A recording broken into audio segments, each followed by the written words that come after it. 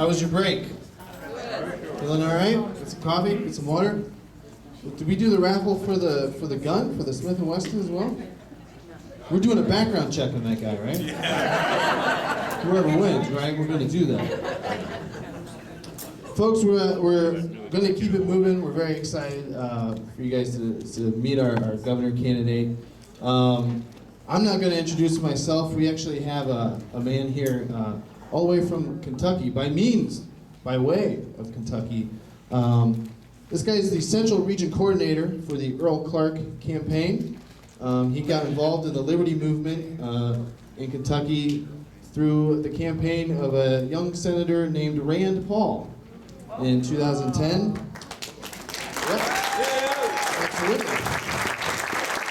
And he moved here to Ohio, and we're so glad to have him as part of this campaign, as part of the Libertarian Party of Ohio. Please put your hands together for Mr. Jim Rovinski, everybody.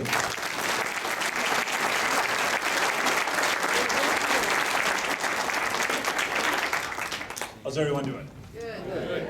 So before I get into what I'm going to talk about, I want to thank all of you for being here. I've lived in Ohio for 3 years, and this is the largest group of liberty, conservative-minded people I've seen. It's great. The only other times I see a large group like this is in downtown Columbus, and it's a bunch of Republicans and Democrats, and it's a very exclusive meeting, if you know what I mean. You really don't know what's being said, you don't know what's being planned, so I really want to applaud you. I was very impressed, and I don't use that word often when I come in here. Another thing I want to say is that this is the first time I'm meeting all of you, and we're all here for a reason, right? We're either concerned, we're angry. I'm here because I'm angry. But that being said, this can be an emotional group, and whenever I don't know anybody, I might get nervous, but I'm not, because I know I'm at home. I know we can talk about certain issues, and I know if whatever it is, there's a mutual respect, and we're all trying to go towards a common goal. So with that, let me talk a little bit about Charlie. He was born in Fostoria, Ohio. He grew up on a dairy farm. He graduated from Mohawk High School, received a BA in English from Worcester, and an MA in Mass Communications from Bowling Green State University. He's a proud husband of 44 years to his wife, Pat. He's a father of 2 wonderful people, Kelly and Rory. In 1981 to 1984, if you don't know, he served in the Ohio House as a Republican, so he's already been there. He's seen the process. And the counties that he served included Hancock, Putnam, and Van Wert. He's here because he's passionate about liberty, as we all are. We all have a certain place, we all have our certain fit for various roles. And I believe, as a Republican, I'm not a Libertarian, I'm a registered Republican, I believe this is the best choice. Whenever I was driving up here, it's a 2-hour drive, and I did a lot of thinking. And I thought to myself, if you had a list of what the Republican governor believed in and what he's trying to do, and a list of what the Democrat candidate is trying to do when it comes to Medicaid expansion, right to work, and you grab somebody off the street and said, which is the best candidate, they would think it was a trick question because they're all the same. As I said earlier, I am here because I'm not just angry, I'm sick and tired of being sick and tired. And the last thing I want to do is put words in the mouth of people that I just met. But if you're sick and tired, like I'm sick and tired, I would like you to join me and welcome Charlie Earl, the Libertarian candidate, governor candidate for Ohio.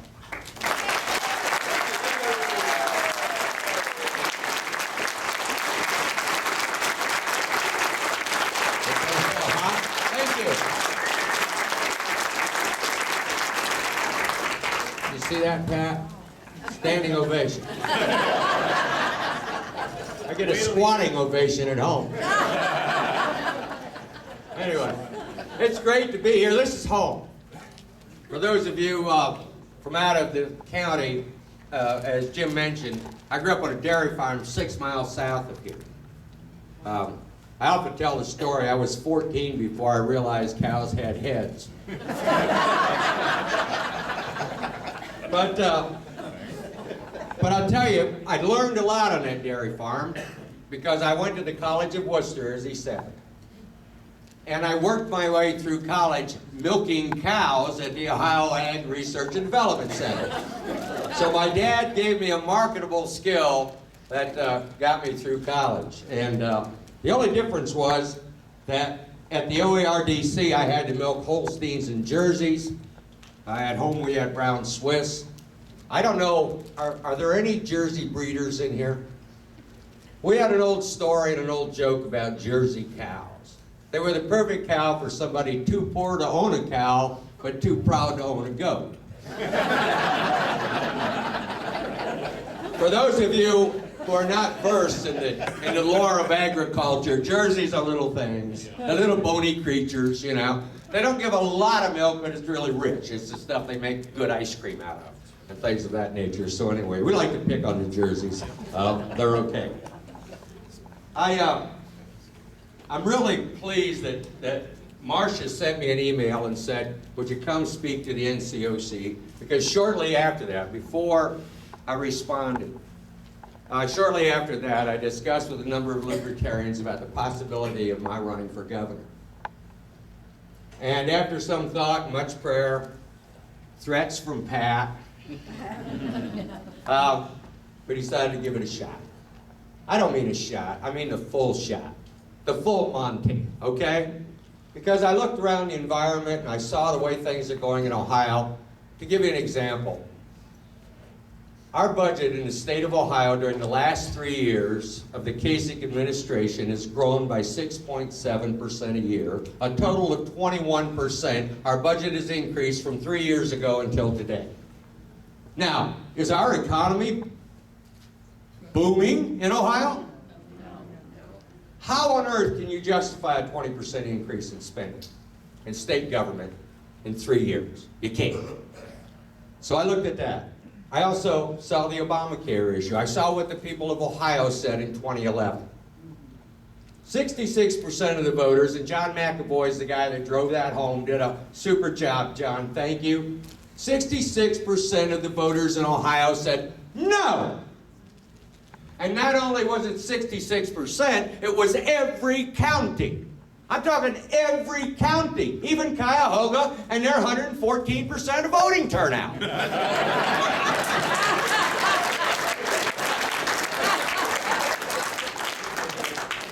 To me, that's pretty emphatic. Yeah, John, and I say John because, as Jim mentioned, I served in the legislature 30 years ago. I served with John Kasich. I served with Mike DeWine. I served with Sherrod Brown.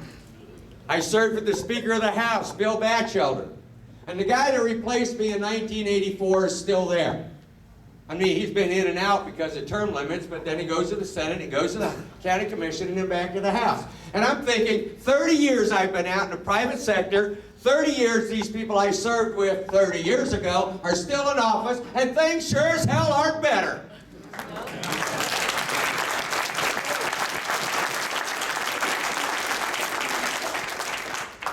I have to run. But I gotta tell you, there's 7 compelling reasons that I must run. One is named Sean. That's my daughter Kelly's 16-year-old son. Grandpa had a great opportunity this summer. Uncle PJ has a barbecue business, and Grandpa helps out. I'm the vice president and chief grunt. And Sean came up and spent part of the summer with us helping with the barbecue. And it's the first time we really had an opportunity to spend quality time together. Now his mom is fearful that Grandpa led him down a rotten path.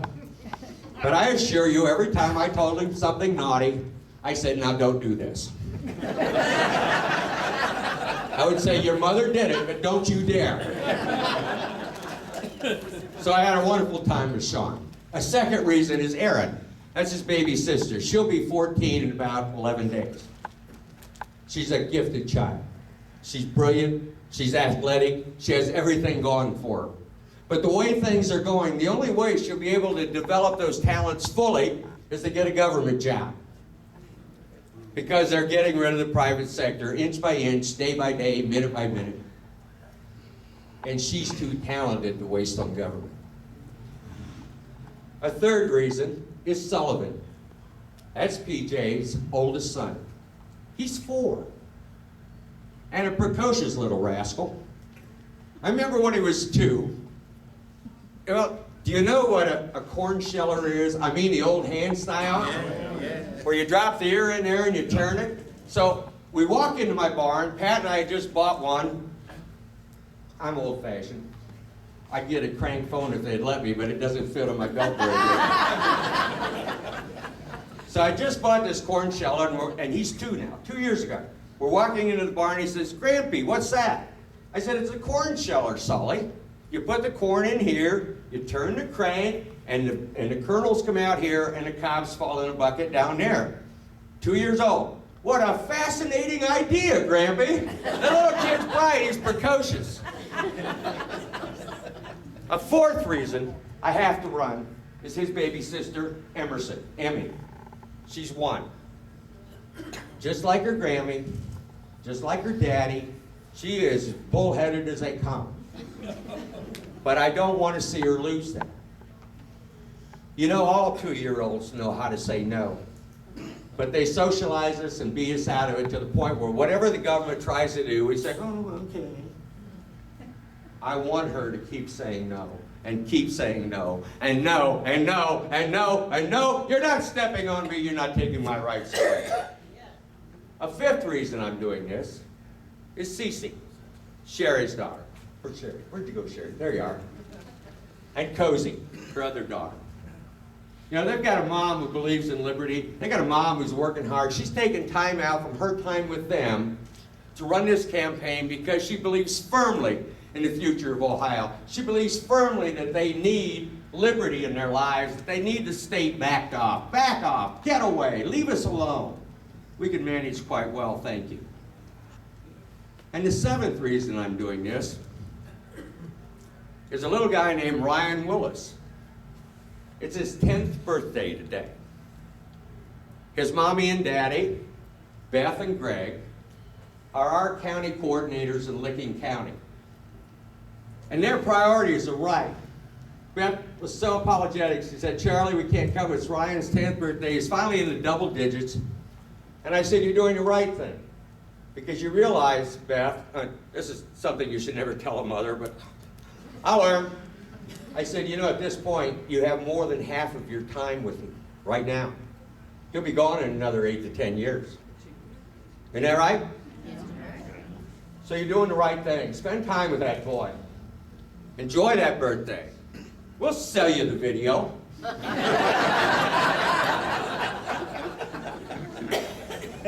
Those 7, and there are more. You know, you all have kids, grandkids, friends, neighbors. But those 7 are the ones that motivate me to want to step out and do this. You know, it's too late for me. When Sherry and I get into office, if we do everything we can and do as much as we want to do, it's going to be years before the fruit comes, before we bear the fruit. Okay, it's going to be years. But the point is, the key is to turn it in the right direction so that fruit does start to bud and blossom and finally yield. And we want the fruit to be available for them. Sherry's children, my grandchildren, and Ryan Willis. We have squandered too much time and too much liberty. All of us. I'm as guilty as any of you. More than most because I'm older than most of you. But we've squandered too much time. We let it get too far out of control. And the battle to get it back is going to be tough. A lot tougher. But I think we can do it if we're bold. Now that's an easy word to throw off. I like it because it's a 4-letter word. Just like Earl. But if we're bold, and by that I mean having the courage to say no. Like my little Emmy, or like any 2-year-old, or like anybody who has the gumption to not let other people interfere in their lives unnecessarily. You know, one of the reasons I became a libertarian when I left the GOP was because I liked the concept of do what you want to do as long as you don't harm others or their property. Let me give you a little example, and you're all familiar with it. You know, now we have anti-texting laws. Does everybody agree that texting and driving is a bad idea? Yeah. You agree? Raise your hand. Is drinking and driving a bad idea? Yeah. Is being under the influence of anything and driving a bad idea? Yes. Is putting on makeup while you're driving a bad idea? Yes. But it's not illegal yet. Shaving, reading papers, changing CDs, reading, nose picking. When I used to teach at Delaware County Community College in Pennsylvania, I was going in to teach my 8 o'clock class one day, and I heard on the radio this thing about some guy says that eating boogers makes you smarter because you know, you're restoring those minerals that you lost. And so I shared that with my class when I got in there. And you know, they all had the same reaction you had. I said, I guarantee you I saw 10 people get smarter today on my way into work. The point is, that's distracting, not only for the driver, but for me. But do we need a law for every little thing we do? Why not just have a law that says if you mess up somebody's life or their property, you're responsible, regardless of the reason?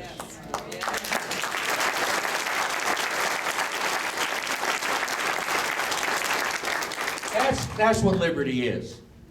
Liberty is not having government put a little constraint, a little restraint, a little piece of red tape, a little string, a little chain that end up being big strings, big tapes, big chains, restricting your movements. You know, some people are stupid and some people do stupid things, but everybody gets nailed for it. And it's got to stop. Liberty is being able to make your own choices. Now, I've been fortunate to know a lot of people throughout my life, and I know we can't all make good choices all the time. But that's also a great learning experience. I made some doozy bad ones. Don't ask Pat, she'll tell you about them all. But anyway, I have made some bad choices. But we've had to pay the consequences. And each time, it was a learning experience. Each time I learned something more. Walt Disney failed twice before he finally made it. I think he's done okay.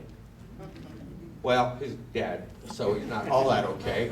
But up until that point, he did really well. And depending on where his heart and his soul is, he's probably doing better. Or maybe not. But the point is, when we err, when we make mistakes, we learn. You know, I like to do woodworking in my part-time. Haven't done it for a long time because there's been this smoker trailer parked in my barn. We finally built a new one so I can move it out. But the thing you learn about woodworking, if you make a mistake once, you got to go back and do it again. If things don't fit, you got to recut it, redo it again. And that's the way life is. It doesn't always work out the first time. Why can't we learn that? Government can't protect us from all bad things in life. You know, the way they do that is they stop us from doing anything in life. Might as well be Bubble Boy. Remember that? That young fella had the problem with the, I guess he was allergic to everything. Had no immune system, and so they kept the little guy in a bubble. And you feel sorry for him because his life was so restricted, so restricted. And that's what they're trying to do to us through rules and laws and regulations. So I think we need to be bold, a bold Ohio. Excuse me, I'm going to pull a Marco Rubio here. Only I'm using a glass. Okay, you can edit that out, guys. But the boldness will affect us in a number of areas. First of all, we've got to be a bold Ohio in the sense that we have the courage to tell the federal government no. Flat out.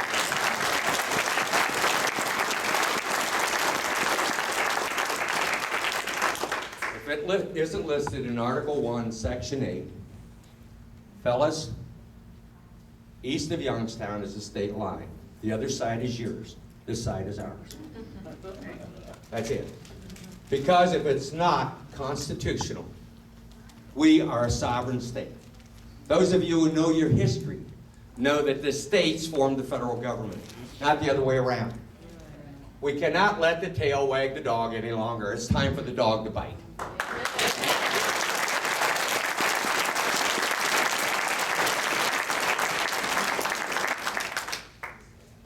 When I look at a bold Ohio, I have a vision. The title of this is a vision for Ohio, and really, it's triple vision. It's a triple vision.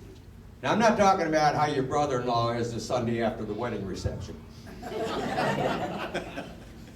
I'm talking about a vision in three parts. The first part is capturing and recapturing and rebirthing that vision of our founders and our framers. They were idealists. They were also pragmatists. If you read the Federalists and the Anti-Federalists and the transcripts of the debates for the ratification process and the whole thing, they knew we were fallible. They knew we were flawed. They knew that our politicians would take advantage of us if we weren't vigilant. They knew that would happen, and yet we let it happen anyway. We didn't learn from history. So I want to recapture that vision, that understanding of what true freedom is, what liberty is, what the role of the government is, and put it back in its box. The second vision, the second part of the vision, is what I call the internal and eternal vision. That's the sense in your heart, that feeling, that wanting, that yearning, that thirsting for liberty that I believe is God-given. Some of you may think it's natural law or whatever, that's fine. The point is it's there. That internal sense, knowing that things aren't right, that you feel like you're a little constrained and a little restrained, too oppressed and too suppressed to do what you want to do, the way you want to do it, and that sense of fulfillment. You know, they promised us life, liberty, and the pursuit of happiness. They said those were inalienable rights. They couldn't be taken away. They were God-given to us. And that pursuit of happiness, I believe, is a sense of fulfillment. You know, that doesn't mean you have to be rich. It doesn't mean you have to be joyful all the time and partying all the time. What it means is you're doing something that is meaningful for you and makes you feel like you're really contributing. And if they keep putting up barriers and keep erecting fences around the things we want to do and limiting the way we do it, that pursuit of happiness becomes mere pursuit. You pursue till you get to the wall, and then you stop. And then you quit. If you've seen caged animals, you know, when they're first put in there, they challenge the cage consistently and constantly. But after a while, they quit. And I think it's time we got fired up and got moving and got going before we quit. Let's get her done. The third vision involves those 7 young people I talked about and every other one, the future. And that's why we need a bold Ohio. You've got to have the courage to tell the feds no when they overstep the line. And I'm serious. We've got to do it, and I will lead the charge. I will tell them, Obamacare will not be implemented in Ohio, and we aren't going to rename it. We aren't going to come in the back door. We aren't going to give it all kinds of tricky maneuvers and stuff like that. Oh, no, we're not doing Obamacare. We're just expanding things here in Ohio. Yeah. No. Federal government. If they try to get us to do something that's beyond the Constitution and not in our best interest, we will try to reason with them. If that doesn't work, we will resist them if necessary. And by golly, we'll reject them if they keep on moving. We will reject them.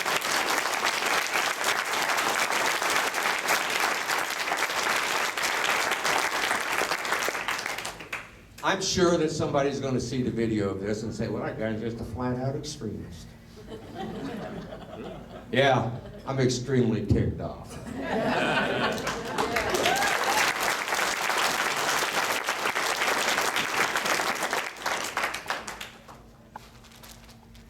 It isn't extreme to want to live your life in a way that allows you to reach your full potential. Give you an example. I had a cousin who was mentally challenged, borderline, incapable of functioning. But he went to special education, came through that, and he got a job cleaning a McDonald's. He went in after it closed. This is back in the day when they weren't open 24 hours for you coffee junkies. Anyway, cleaning a McDonald's at night after it closed, and then he was out of there by morning, rode his little bicycle to his own little house, and he was functional, and he was so proud of his ability to contribute and to be recognized for what he did. We deny that anymore. We tell people you aren't capable. You can't do that. You're not allowed to do that. Oh, go ahead, you can do that, but here's the 27 pages of paperwork. Please fill it out in duplicate. And no mistakes. And we're spying on you to make sure you do it right. We've got to turn people loose to be all they can be. And more importantly, we've got to turn them loose to be all they want to be.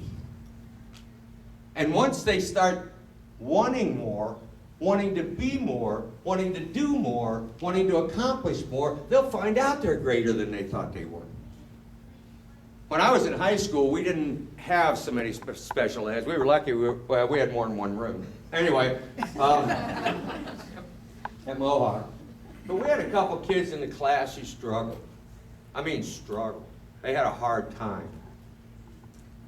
But they became entrepreneurs, and they had a dirt-moving business, and they made money, and they knew how to do it because they could calculate, looking at a piece of ground, how much it was going to cost them to pick the dirt out of that, build your pond, move the dirt somewhere else, resell it for a few bucks or whatever, and get her done. They became very successful. But I think under an environment today, they'd be told they can't do it.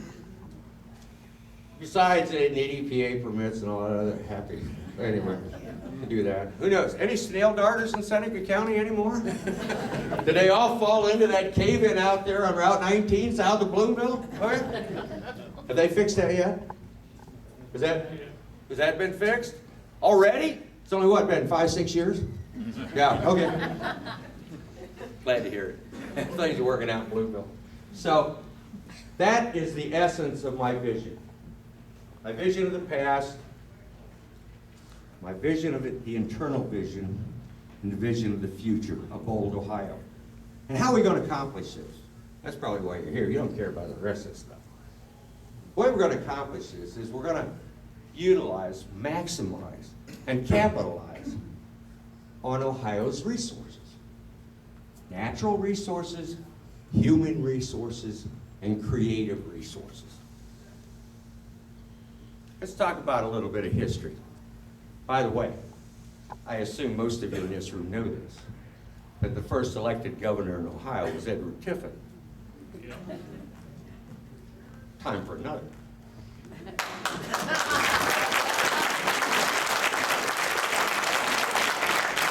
He actually wasn't from Tiffin. He was from Chillicothe. And the guy that succeeded him was Thomas Worthington. Does that name ring a bell? Yeah. Okay. Anyway, I recommend to you a guy, a writer named Alan Eckert from Bellefontaine. He died a couple of years ago. But he's written some wonderful books on the Northwest Territories. And this is one of them. And they all look like that. But I assure you, they are easy reads. He writes what's called narrative history. So it's written in a way you can read it, sail right through it. Everything's annotated, so you can go down to the footnotes and go back and check the original documents and so forth. But I recommend you do that because that'll give you a sense of how bold Ohioans were back in the day. You know, we used to be called the cradle of presidents in Ohio. We have 8 presidents who either lived here, administered here, or were born here. And do you know the last one died in 1923? Warren G. Harding? Surprisingly, he died with his pants on. Inside joke? Yeah. Go Google it. Okay. Anyway, but Warren G. Harding was our last Ohio president. Ohio was a leader. Ohio was a bold leader in the United States. We're the 17th state admitted to the Union in 1803. And they had to go through here to get out west. Okay? We had the rubber capital of the world in Akron. We had the glass capital of the world in Toledo. We had a couple of bicycle builders go down to Kitty Hawk, North Carolina, and take a contraption and fly it for 12 seconds in the air, which totally revolutionized the world. I mean, can you consider riding a horse from New York to LA? I mean, who would want to? Not when you can go through Ohio and stay there. But they revolutionized the world. We had a guy named Charlie Kettering who developed the cash register. Now they throw taxes into that and it costs you more. And I wish they hadn't done that. I think Charlie wouldn't be happy with the tax calculator they put in those cash registers today. There was a fellow born in Milan, Ohio, named Thomas Alva Edison. And the story has it, he tried nearly 1,000 times to put together the incandescent light bulb. And he finally succeeded. Remember I talked about failure? He tried, and he tried, and he tried, and he tried. I'm not going to count 999 times. You get the idea. But he succeeded. He was a creator. He was from Ohio. He was kicked out of school. But that's what we need. We need a bold Ohio. People who are willing, not just willing, eager to step out and get it done, to be bold, to do it. And we've got to create an environment here in Ohio that